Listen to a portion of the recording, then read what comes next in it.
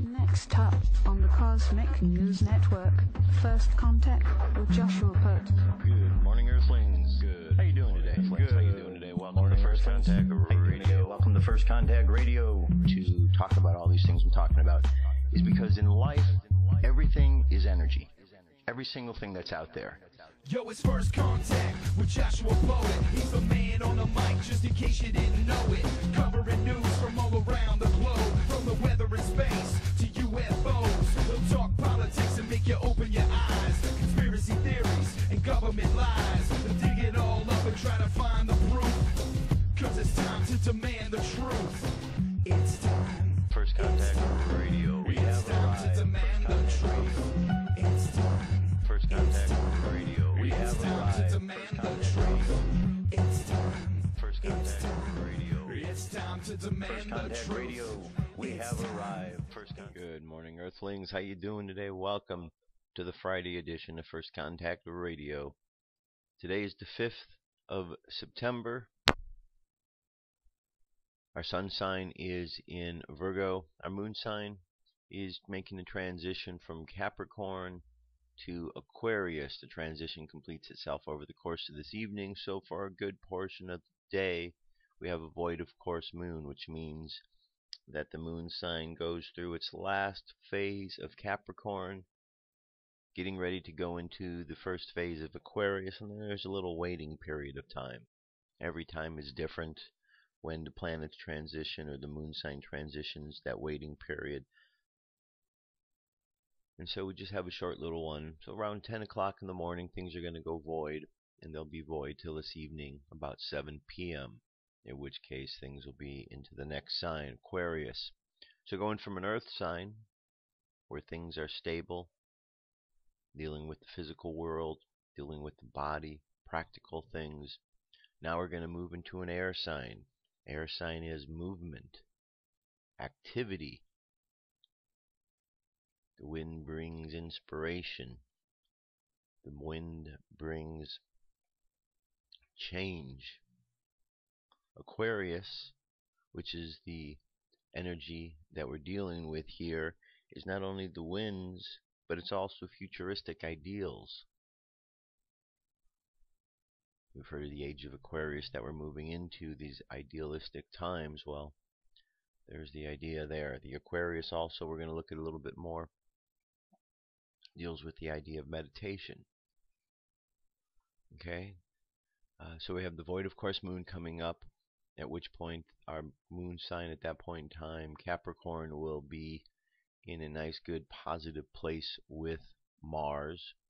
So our energy should be doing pretty good. We should be feeling good and energized.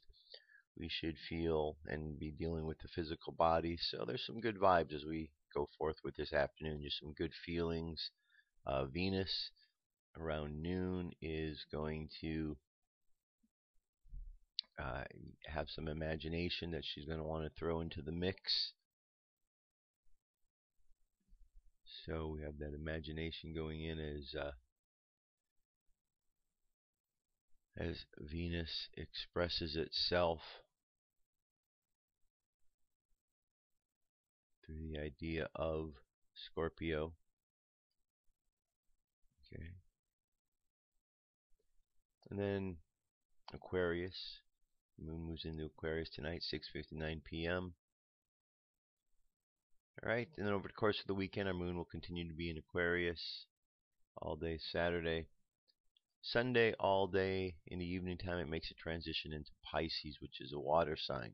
And then Monday, when we're back, we've got a full moon that we're going to be dealing with in Pisces. Okay? So that's what we're dealing with there. Numerology for today is the number 3. The way we arrive at the number 3, we should be pretty good at this by now. 9 plus the day 5 plus 2014. Altogether, that adds up to a 21. 2 plus 1 equals 3. So the process of theosophic subtraction brings us to the number 3. 3 is the number of creativity. It's the number of the Empress, imagination. Okay, some ideas about the 3. Here's where our 3 position resides, right here. The Empress, imagination, the left, the door, that opens to the inner temple. Just like yesterday, Capricorn here is the moon sign, moving to Aquarius right over here. So let's take a little further look at Aquarius. We haven't looked at that one in a while. Aquarius is the star.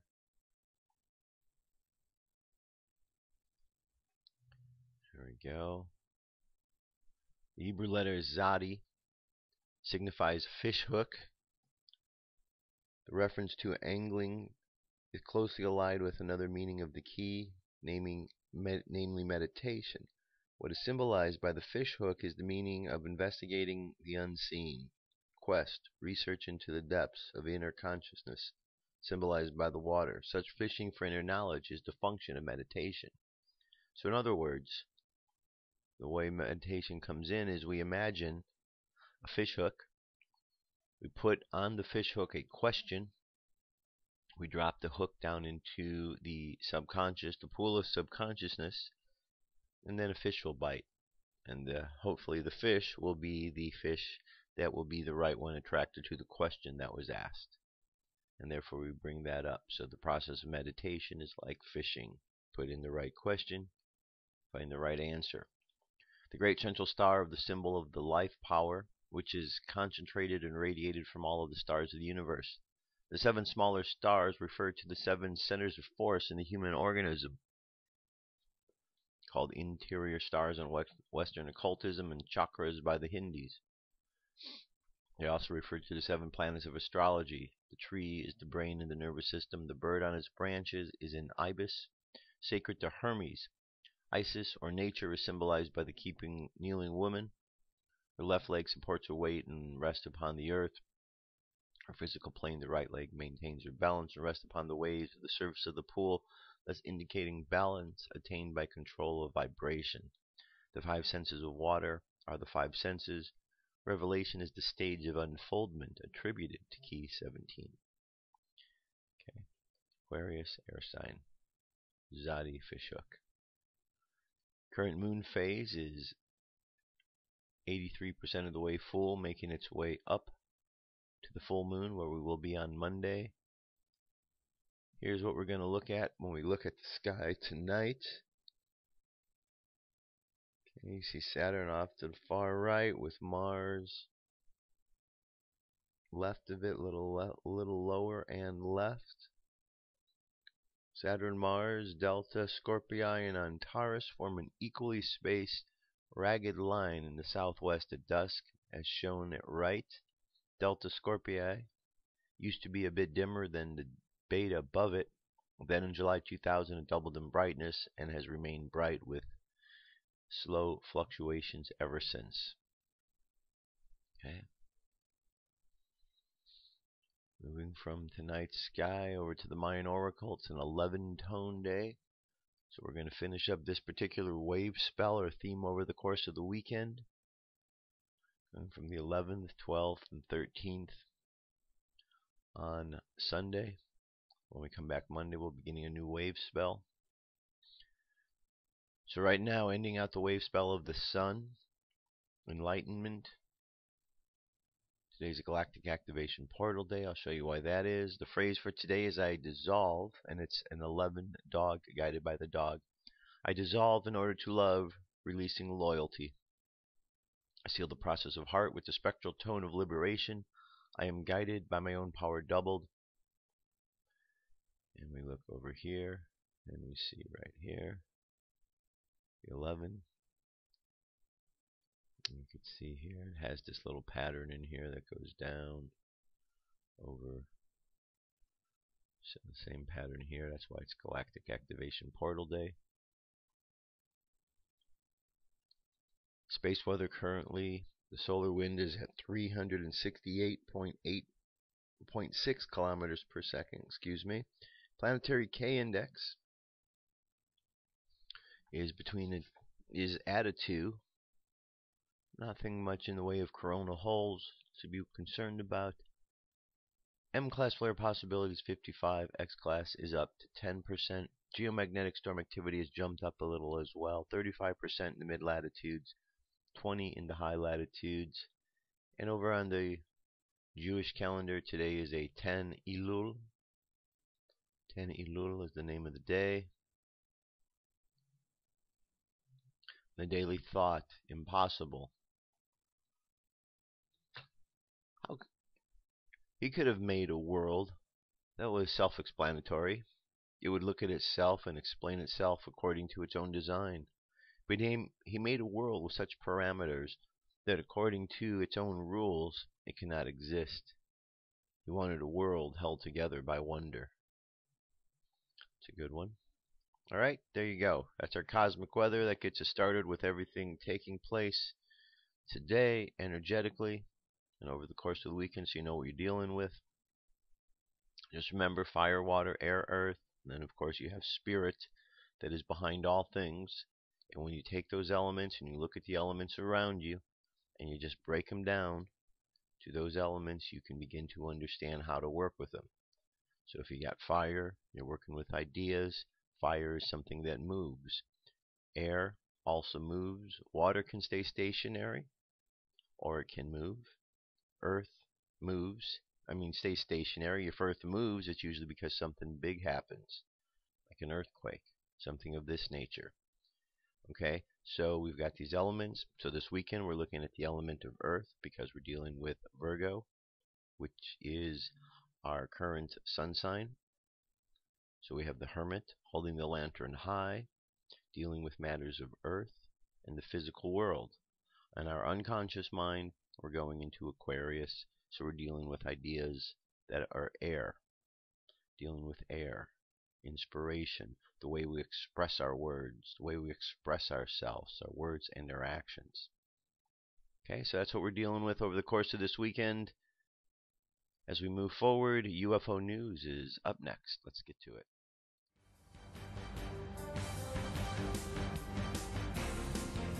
This is the UFO News with Joshua Poet. Alrighty, Dirk, thank you very much. First story over here. NASA planet hunters estimate to find alien life in 20 years. You know what this sounds like to me? This sounds like when you look at somebody and say, leave me alone, kid, don't bother me. Yeah, 20 years. We'll find him in 20 years. It's just what it seems like a blow off. You know, NASA planet hunters estimate to find alien life in 20 years. Okay, 20 years. 20 years they're going to find it. Space program scientists believe that the mankind will soon discover evidence of alien life within 20 years from now. NASA, also stands for Never a Straight Answer, has offered prediction that 100 million worlds in mankind's Milky Way galaxy might be home to extraterrestrial life. The space agency has outlined a plan to use the most recent telescope technology for their quest to search for alien life and recently announced a plan to launch the Transiting Exoplanet Surveying Satellite in 2017.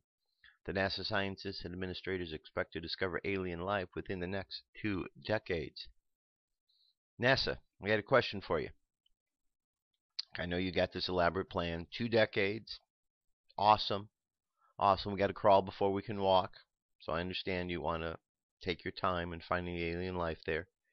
The question I have for you is, we've noticed that up there by the space station there have been flying saucers, different types of objects that are up there. Just wondering if possibly if these aren't our space people, if these aren't from Earth, it's quite possible that these are extraterrestrials in those ships. And if that's the case, chances are it might be a lot sooner than 20 years. Might be a lot sooner than 20 years. Just check up there. You guys have the feed. You keep cutting it off. Remember the blue screen it keeps going to every time something shows up? Obviously, you don't want us to know who these visitors are. My guess, they're those extraterrestrials you're saying are 20 years away. Anyway, just thought I'd throw that out there. Make of it what you will. Moreover, the Space Telescope Institute STSCI in Baltimore has planned to launch the James Webb Space Telescope in 2018. Scientist and director at the STSCI, Matt Mountain, said that he is very excited about the moment mankind discovers potential signatures of life when the human race realizes the possibility that there's life elsewhere in the universe. Okay, if people haven't realized there's life elsewhere in the universe, then I hope that you're not really waiting on NASA to give you that answer. Okay, crop circle phenomenon continues to expand. There's some more right there. The new crop circle phenomena is expanding to other countries, not only the UK. Here's the report from Tercer Milenio. And this is a... Okay, so what we have here is a 3.5-minute piece. Jaime Maussan talking about the various crop circles and what they seem to represent.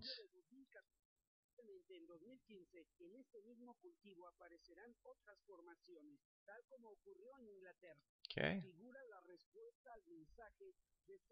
It's a very interesting piece, but check it out. I'm going to move on. Alright, here we have a lightning storm over St. Louis, and here we have an object in the sky. I watched this video, pausing it and starting it every second to see it slowly. When I did, I discovered this UFO actually is a flat square shape. It moves incredibly fast across the screen in just 2 seconds, from the 7-second mark to the 9. But we can see its shape perfectly at the 8-second mark. The UFO probably caused the lightning storm from the craft's advanced propulsion and cloaking system mixed with a high static cloud. A Labor Day lightning storm put out a spectacular show for St. Louis Monday night. Some of the storm's flashes were used during a live cutaway for the Fox 2 nightly newscast. Some viewers say they saw something strange at around 9:07 p.m. Anchor Shirley Washington explains that meteorologist Chris Higgins will be given updates on the severe weather in the area throughout the newscast. Over her voice is a view from Fox 2's roof camera. During that shot, something flashes across the screen. The flying object is illuminated by flashes of lightning. In the blink of an eye, it is gone. Here's the image right here. It's 1 minute, 25 seconds is the whole video here. And there's the thing, and there you just saw something fly across the screen from this way to this way. From left to right. Okay, do you see that? Let me back up a little bit here. It's right after the lightning goes. Okay, so we're going to look at right in here. Be ready? There it is. See it? Right there. You can see it moving across the rest of the way. Okay, very good. Skyros Island, Greece. This one was from last month. On Tuesday, August 12th, shortly after 1 a.m., we saw 5 unidentified flying objects aligned in parallel positions. The 5 objects flew in parallel courses above the at least astonished 20 observers who were seated by the beach on Moses on the Aegean island of Skyros. The event lasted less than 1 minute when suddenly the UFOs arrived at a singular point in the sky and disappeared at breakneck speed in the distance. During the next day, we checked with the port of Skyros, and we were told that they knew of the sighting. They were alerted of other witnesses. Apparently, port authorities rushed to the area but had not seen anything. Unable to believe our eyes, we captured the footage of the UFOs at close range, almost 500 meters. You can see it right here in the middle of the screen, right? It's right in there. It's kind of fading in and out. Alright, and let's move from there to one last piece. This is a continuation of a story that we've been running about the Dagon, the Sirius, and the Dogon.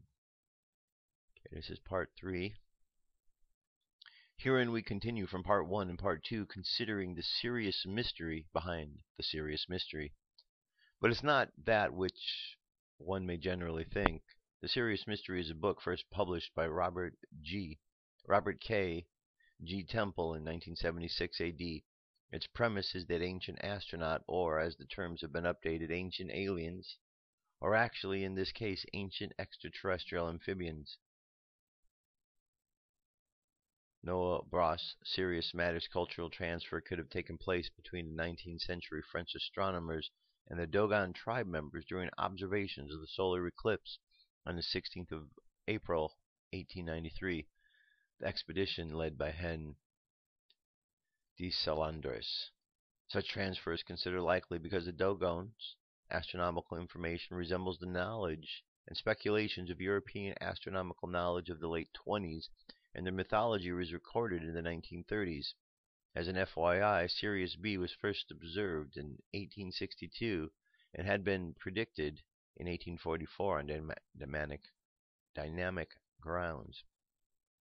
Specifically, doubts have been raised about the reliability of Graal and Dierting's work, for which can be seen Bernard R. Ortiz de Montanello's The Dogon Revisited and Philip Copen's Dogon Shame.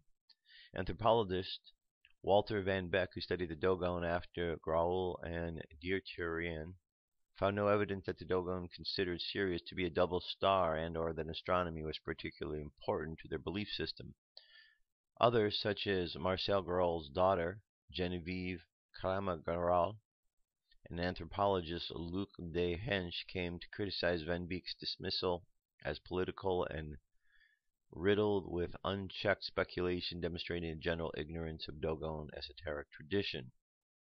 Astronomer Carl Sagan believes that because the Dogon seem to have no knowledge other than their planet beyond Saturn, which has rings, that their knowledge is therefore more likely to have come from European, not extraterrestrial sources. Astronomer Ian Ridpath observed the whole Dogon legend of Sirius and his companions is riddled with ambiguities, contradictions, and downright errors, at least if we try to interpret it literally.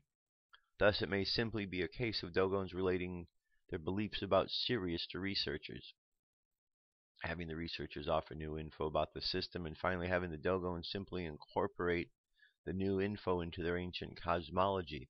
In fact, as anthropologists have known for a long time, primitive tribes have a remarkable talent for absorbing interesting new stories into their traditional mythology. Note that Temple's book mentions the absorption of a Christ-like figure into the traditional Dogon pantheon, obviously a recent addition. How recent? It is difficult to say with specificity. However, missionaries from the White Fathers made contact with the Dogon in the 20s. Also, the Dogon Sirius-related beliefs are reminiscent of European Sirius speculations of the late 20s. For example, Europeans too talked about the discovery of a third star in the Sirius system. Later investigation, however, ruled out that possibility. In fact, the Dogon are not isolated. Dogon tribesmen could have journeyed to the coast where they might have met astronomically informed seamen. The Dogon have been in contact with Europeans since at least the late 19th century. Peter and Roland Pesch of the Warner and Swaney Observatory in Ohio have pointed out that French schools have existed in the Dogon ever since 1907. Dogon tribesmen wishing to pursue their education have been able to do so in healthy nearby towns. Dogon descriptions of Jupiter, Saturn, and Sirius remind one of Jonathan Swift's uncanny description of the two undiscovered moons of Mars, with his 1726 AD travelers into several remote nations of the world in 4 parts by Lemuel Gulliver, aka Gulliver's Travels. But that isn't the only parallel. Swift appears to have been taking the idea of 2 close, although not necessarily small moons from Mars, from Voltaire's novel Micromegas, in which an extraterrestrial visitor tells Earthmen about undiscovered Martian moons. And from what star system does the visitor come? You guessed it, Sirius. Voltaire wrote Micromegas in 1752 AD. Thus, even fictional tales which reference Sirius could have been related to the Dogon. And note, the Dogons were not isolated. Many served in the French army in the World War I, and some of them could have returned years later with colorful embellishments for their native legends. From the findings of Van Beek and the authors of Ancient Mysteries, it is clear that Graal himself was responsible for the creation of a modern myth, one which in retrospect, has created an industry. A near-religious belief of the scope and intensity of it can hardly be fathomed. Nigel Appleby, whose book Hall of Gods was withdrawn from publication, has admitted to being tremendously influenced by the temple's Sirius mystery. The full title of Nigel Apple's book is Hall of the Gods, The Quest to Discover the Knowledge of the Ancients, and some also claim that it is basically a plagiarism of Ralph Ellis's book, Thoth, Architect of the Universe. Alright, and we have some more links in here for you to check out, and so on. There's another part to this article, which we'll get to another time, but there you have it. Continue on with Sirius, and that's our UFO news for today. Alright, so where do we go from here? We're going to continue on. Just a little heads up, UFO news is going to be expanding. Last Saturday night I was a guest on a new show on Talk Radio 1070 or 1050 out of Los Angeles, out of California. It is a show called One Step Beyond Imagination, and I was on as a guest last week. I was asked if I wanted to co-host a show from here on out. So you'll be able to catch me on Saturday nights from 6 to 10 p.m. Pacific Standard Time, and you can catch it on AM 1050, or you can catch it also on the internet, KCAA, and I'll have links to all of the appropriate places. So by the time tomorrow gets here, you'll be able to go to firstcontactradio.com and just find the link to take you to that particular place. Alright, so that's a little heads up on some expansion taking place here. Anyway, there you have it. Let me jump away momentarily. I'll be right back, and we're going to continue on with Jesus. Stay tuned. Come into our circle, Great Spirit. Fill our souls with peace.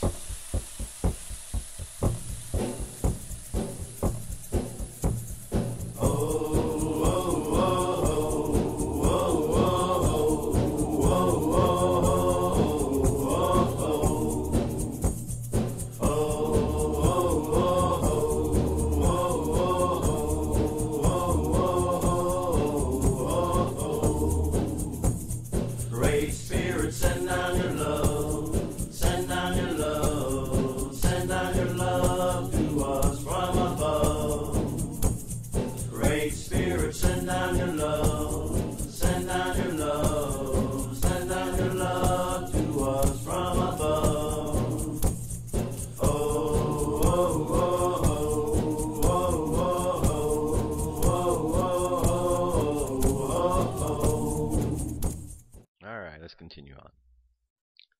So Friday is a day that I like to talk about Jesus. Why do I like to talk about Jesus? Well, who doesn't? I guess there are some people that don't. But Jesus came to show us the way.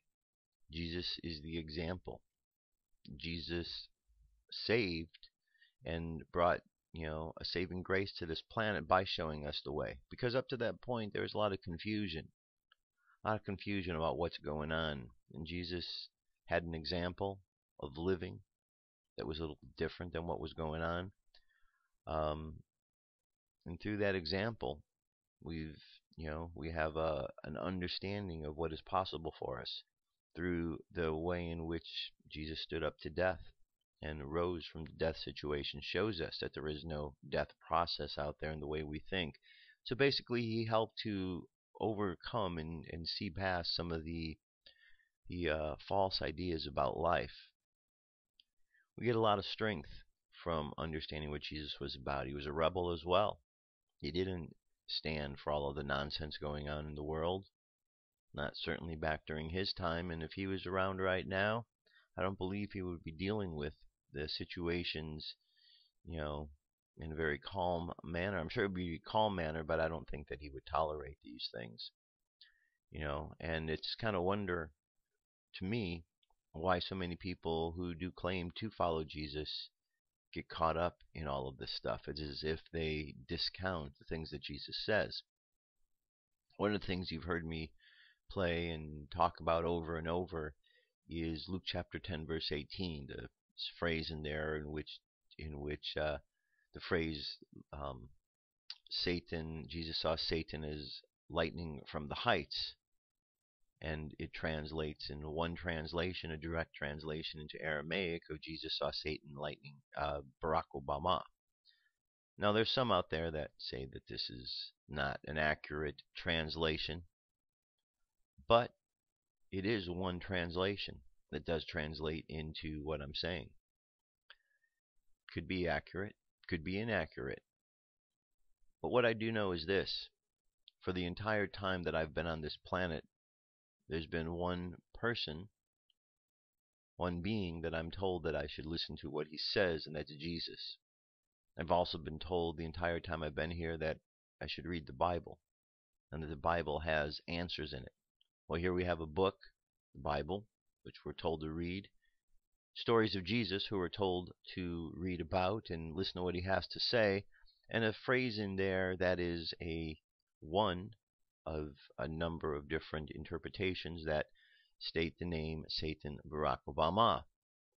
So what does that mean? Well, I think it means, in my opinion, that we're in a time period where if we recognize and see that there's someone of significance like that, we can know where we're at. And so when we look into the world and we see that there is a Barack Obama that is out there in a significant position as a president of a country, we understand this must be the proper timeline. And when we look around and we understand what the beast of Revelation is, that it is a full conglomeration of agencies, political, banking, military, media, a whole conglomeration that is intent on, one, trying to develop its own world, its own creation out of greed. And if we look at it and understand it in this way, begin to understand that there's a bit more to the puzzle. And we need to really consider that perhaps this isn't just a misprint. Perhaps it isn't a misinterpretation. Perhaps we're being told exactly what's going on. So let's go and let's check out some of the other things Jesus was saying. I'm not going to keep harboring on the point about Luke chapter 10, verse 18. It's out there. People have to make of it what they will. I already know what I think about it. But you've got to decide for yourself. In the meantime, I'm going to jump over here and we're going to go to a couple more parables.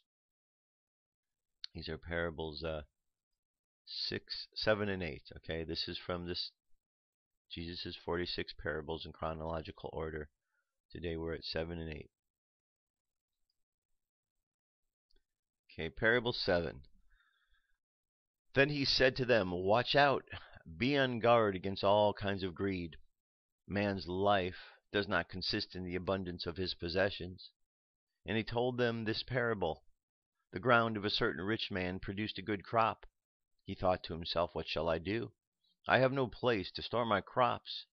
Then he said, "This is what I'll do. I will tear down my barns and I will build bigger ones, and there I will store my grain and my goods.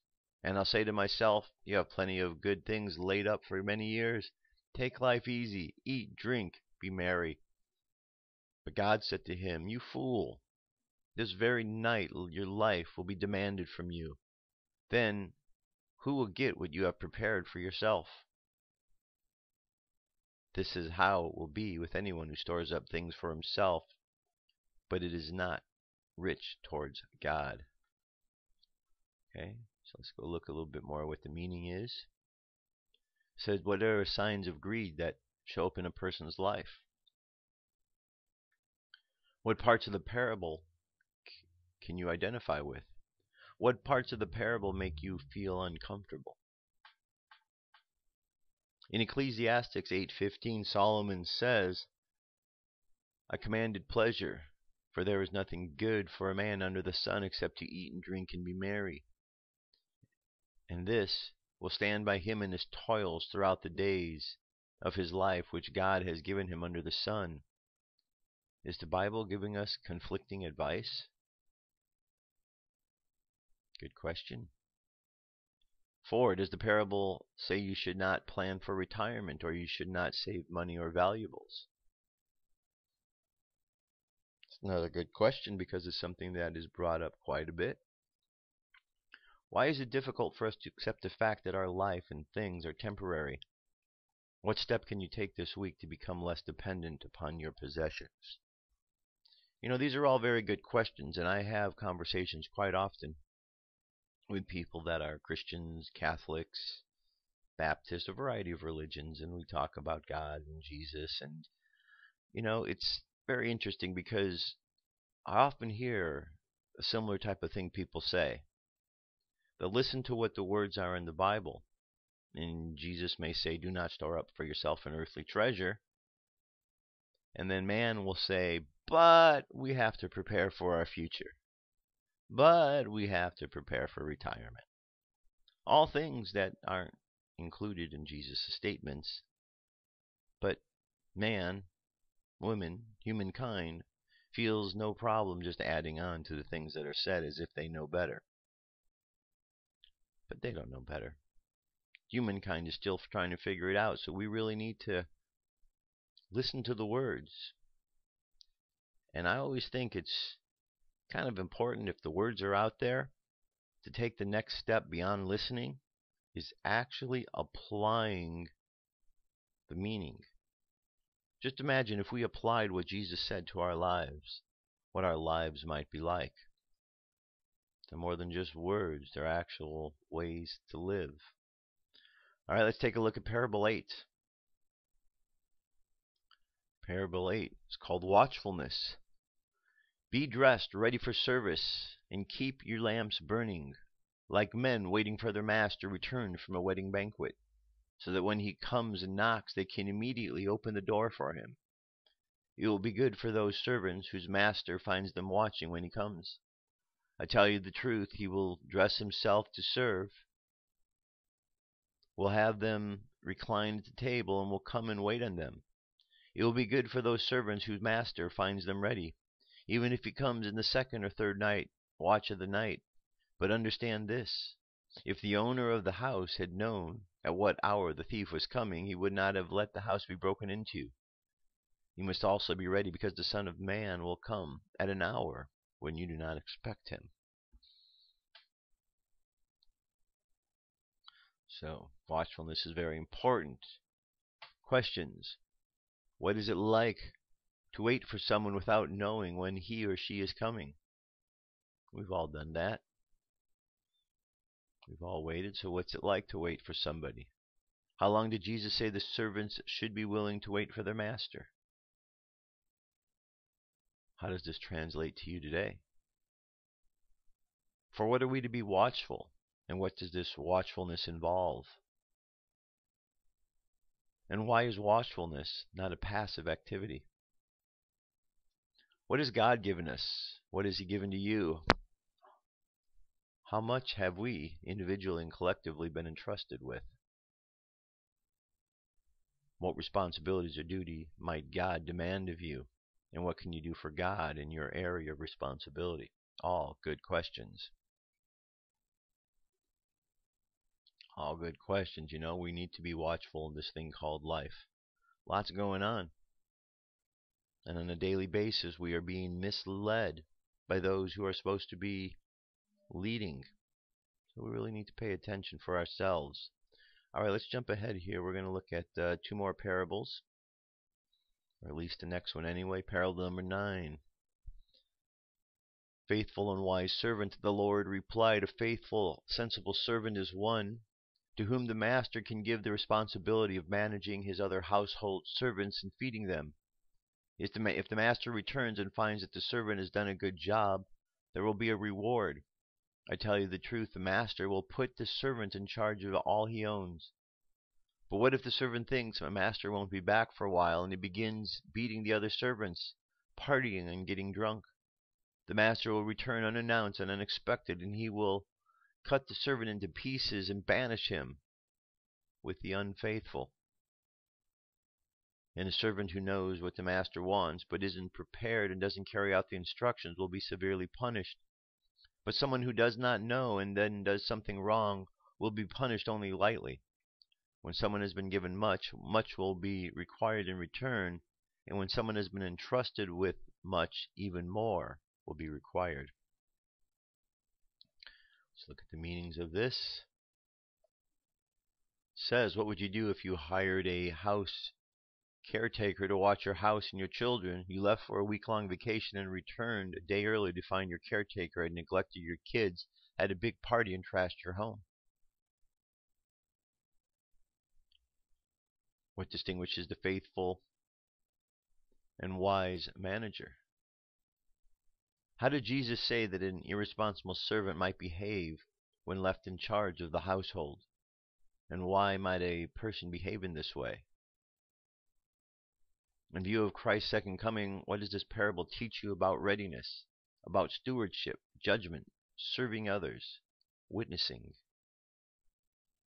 This parable identifies 4 kinds of servants. The one who knows what he should do and does the right thing. The one who knows what he should do but does the wrong thing. The one who knows what he should do but doesn't do anything. And the one who does not know what he should do and does the wrong thing. So which is the fate of each of them, and which do you identify with? These are all good questions to ask ourselves, kind of check ourselves, make sure we're moving along the right path. Ties in with the idea of meditation, with the idea of the Aquarian sign and the symbol that it represents, the star, to meditate, to put in the right questions. Because if we understand these questions, just imagine how our integrity is. Here, do you know your master's will? Should you try to know it better? Or are you better off not knowing it, as you will not be punished as severely? And over what has God given you stewardship, you personally? What do you think God wants you to do with it, specifically? And how would God evaluate the job you're doing? And how can you improve the job you're doing? Okay, good questions. And let's get one more parable here. This is parable 10, the fig tree. Then Jesus told this story. A man planted a fig tree in his garden and came again and again to see if there was any fruit on it. But he was always disappointed. Finally, he said to his gardener, I waited 3 years, and there hasn't been a single fig. Cut it down. It's just taking up space in the garden. The gardener answered, Sir, give it one more chance. Leave it another year, and I'll give it special attention and plenty of fertilizer. If we get figs next year, fine. If not, then you can cut it down. So let's look at the further study here. So what is the context in which Jesus tells the parable of the barren fig tree? Is the parable, who are the characters represented by the fig tree, the owner, the gardener, and what do the figs represent? What is most surprising to you, that the owner wants to cut down the tree, or that the gardener wants you to give it another year? What eventually happens? Is the tree cut down, or does the owner give it another year? If so, does it bear fruit? And what is the message of this parable? Well, what you find from the parable is there's always an opportunity to do better. An opportunity. We also see the compassion of God within this, and that when we work in accordance with God, the Creator, we find that there is a true loving Father that is there, that wants the best for us, that wants us to learn the best. And when we reach out to these higher aspects of ourselves, we do find that life reaches out to us as well. And Jesus was a great teacher, gave us great examples, great lessons, and if we just simply follow along with some of these examples he gave us, just imagine how life can be. And we are told over and over, since we come into this world, that Jesus is someone we should listen to. Seems kind of important. Alright, let us move on from there. This is an article we're going to go to at In5D. It's called 10 Ways to Connect to the Earth and to Others by Josh Richardson. How are you feeling complete and connected to the Earth with others? It takes effort, but it's worth it. We must bring our focus outside of ourselves to allow us to reach out to people and to the world around us in positive ways. Loving, laughing, giving ourselves to others, spending time with friends and those in need, and taking care of the environment or a companion animal all promote positive interaction. Here are 10 steps to help you get connected. Nature and Earth. Well, this is a very good one. By going out in nature, by spending time in the earth. We all understand the importance of that. If you think of nature as a hostile force that is separate from yourself, then you will go through life unnecessarily afraid and cut off from one of the great sources of spiritual nourishment. Whether you connect with nature on wilderness trips or lunch breaks in a city park, you can always slow down and observe the infinite variety of ways. Animals. We know that animals provide us a good opportunity to connect. Research shows that people who have pets have less illness than people who do not. Pet owners also recover faster from serious illness and tend to be happier. Ex-prisoners who form relationships with pets have lower recidivism rates than those who do not. Family and relationships is important. We are not meant to be alone. We are meant to be part of bigger families, bands, tribes. Human beings want to and need intimate support of a real family. Unfortunately, the nuclear family of our modern society is contracted. It is hard not to look at the extended families of some cultures and wishful longing, if not outright envy. Community is always important. Community is a sense of living and working together for a common goal. We are naturally connected beings and derive great satisfaction from the experience of belonging to a group with a common purpose. Allowing. It's always important to allow. By allowing, it means we don't take control of the decisions of others, especially if they disagree with our own sensibilities. Serving. It's always good to serve. By serving others, we really are finding that this is a great value to our lives as well. Selfless service means giving of yourself to others, to help others with no thought of return. Many religious traditions extol the idea of selfless service, one of the great aids to dismantling the ego cage and restructuring the personality. Loving. To love is to experience connection in its highest, purest form. Humans tend to confuse loving with other feelings that take us back into the world of separateness and fragmentation. Popular songs today seem to be the majority about joys and pains of romantic love, not about loving as a connection, which is something altogether different. Laughing. It's no secret that laughter is good for you, and even when indulged in liberally is gloriously free of side effects. Touching.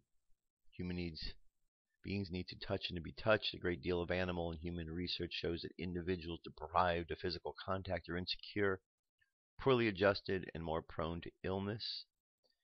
And higher powers. One reason the 12-step program works as treatments for addiction is that they encourage connection to a greater power than yourself. It does not matter how much you conceive of that higher power. What matters is the sense of connection to it. You are free to choose the way you conceive of the universe and your place in it.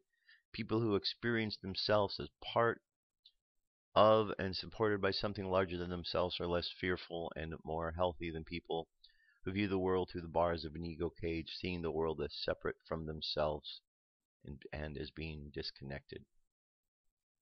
Alright, so there you have it. Ways in which to connect with yourself. 10 ways, as a matter of fact. And that brings us to our message for today, which comes to us from SaLuSa. So let's listen to what SaLuSa has to say.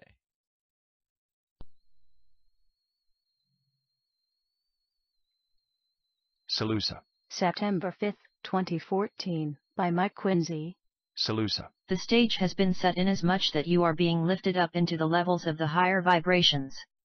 We will not allow progress to be prevented by the presence of the Dark Ones, who still believe that they can inherit the earth through huge advances in their technology. There are even greater powers at work that will ensure the light always reigns supreme. The plan was laid down a very long time ago, and it is now time to advance it so that man can step fully upon the path that leads to fulfillment. So you can disregard any signs to the contrary, and know that the new earth is emerging. With it will come all manner of galactic changes that shall carry you forward into the golden age you have been promised. You have long awaited this time, and you have been chosen to be the forerunners of the new age. Deep down you know it to be true, and as the vibrations continue to lift, so your levels of consciousness will also expand. A particle of God exists in all living matter, and as such you will always inexplicably be part of God. Nothing that exists can avoid being ultimately returned to the Godhead, because you are all one. Proceed with your own development, knowing that your journey is nearly at an end. If you did but know it, you have had an exciting journey, with all the ups and downs that come with life in the third dimension. You started out as a higher being seeking more experience, and have touched the depths of a material existence.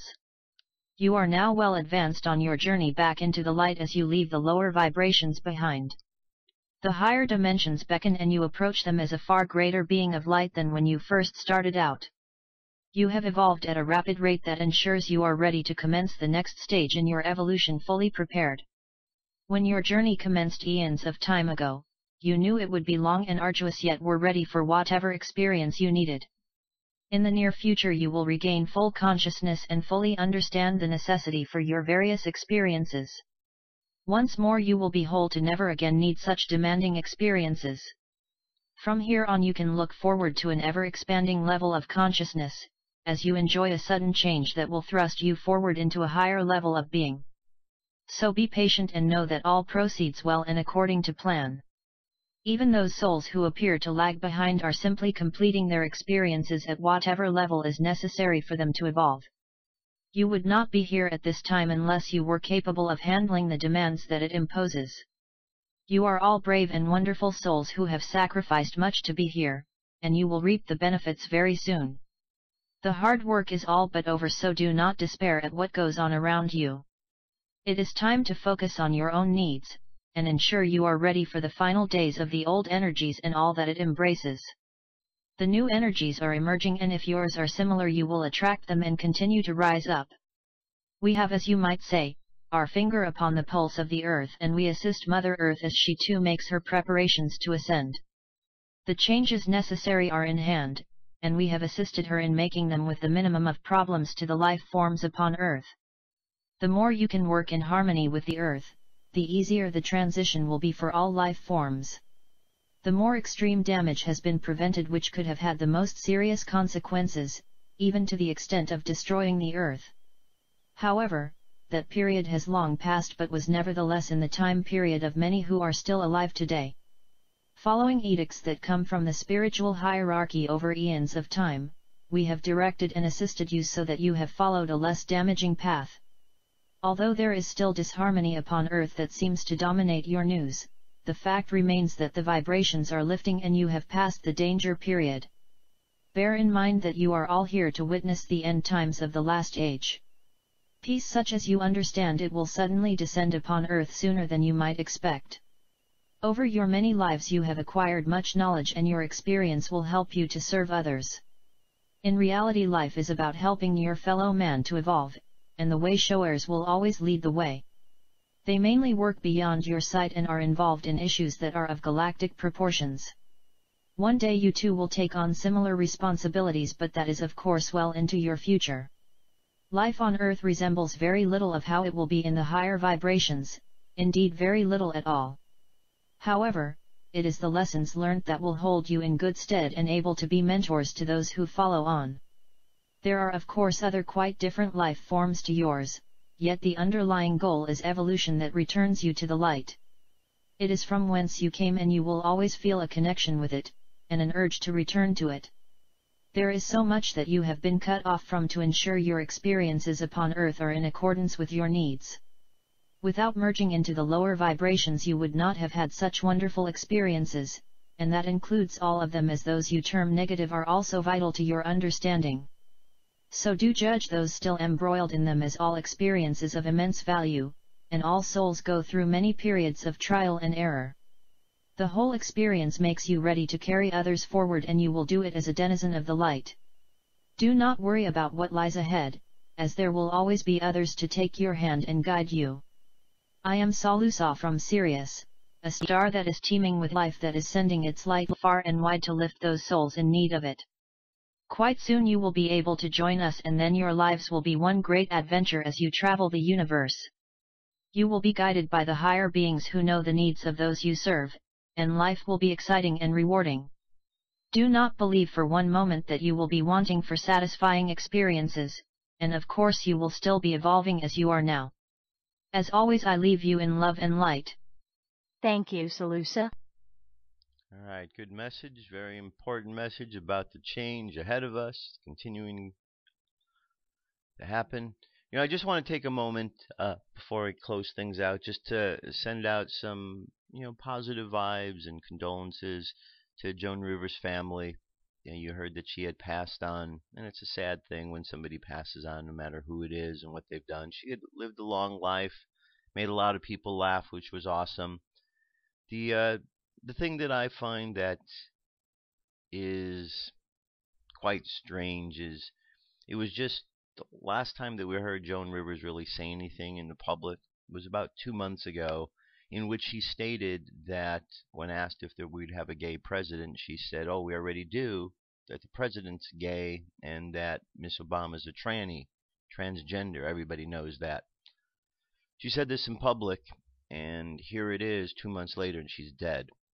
Now, if this was the first time that there was somebody that had criticized Obama and it ended up dead, it would be, well, first time. But this isn't the first time. This has happened over and over and over again. So there's something really bad, something stinky coming out of this administration, and we just need to be aware of it. We need to be aware of also the fact that we're going into a period of time now, the week of 9/11.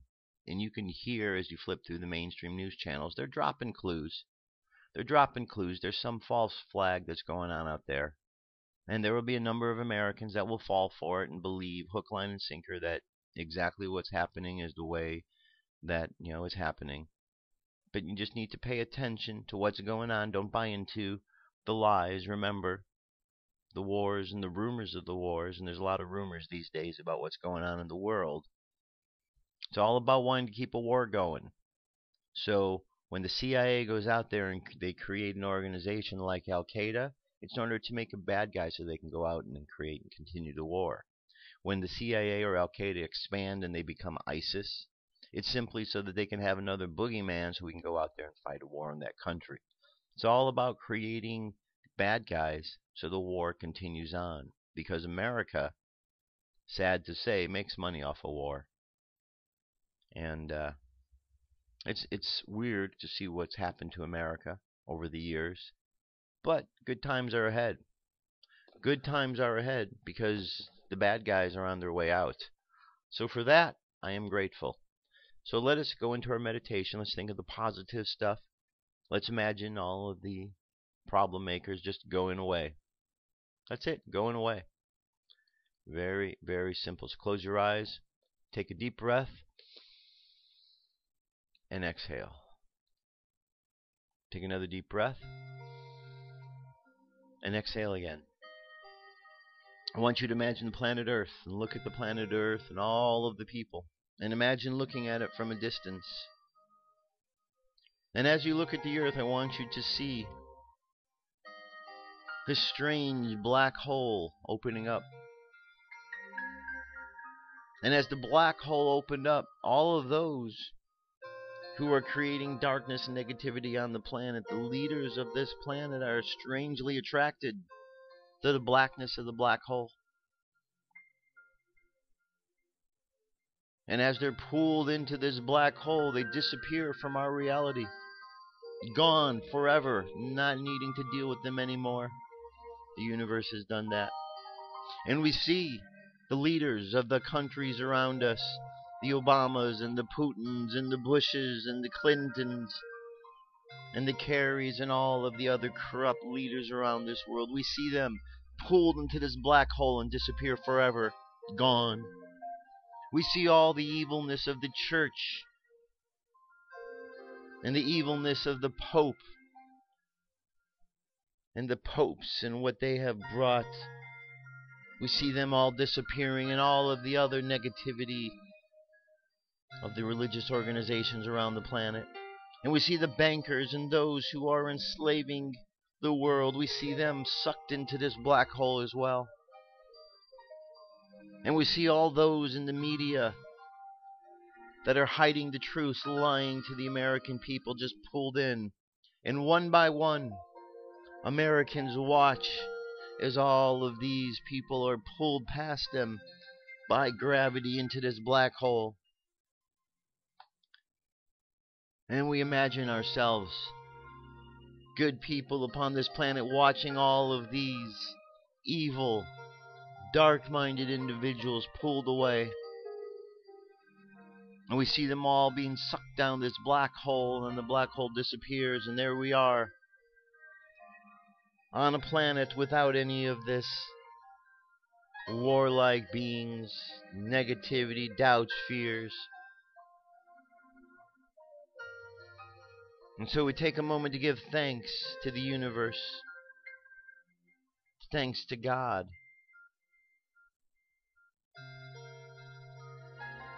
And let us just hold this imagination of a world without any of these problems or problem makers, without any doubts or fears, simply a place of love and positivity. Let's imagine this world as the perfect world that we would like it to be, a world that God has created it to be.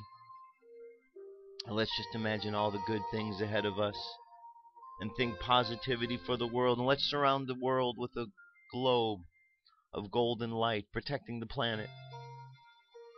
So no matter what anybody tries to throw our way, we are protected, safe, sound. So let's just think of all of the positivity, all of the goodness, all of the love.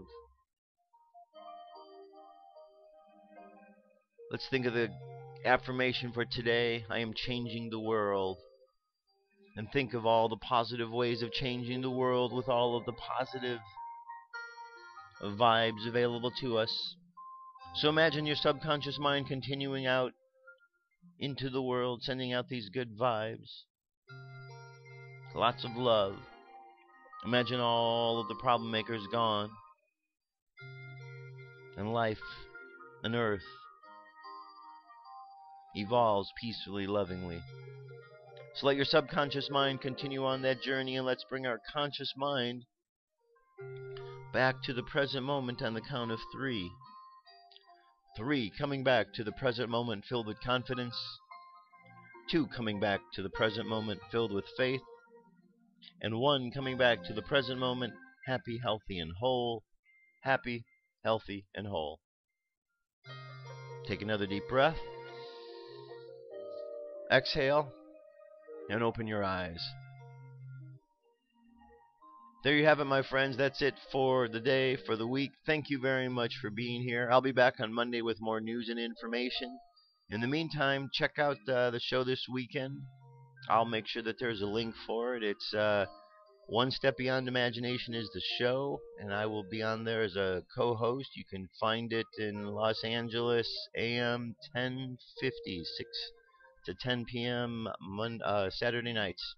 Anyway, that's it. Check out the website for all the news from the week, firstcontactradio.com. That's it for the week, for the day. I love you. Keep loving each other. I'll talk to you soon. Peace. I'm out of here.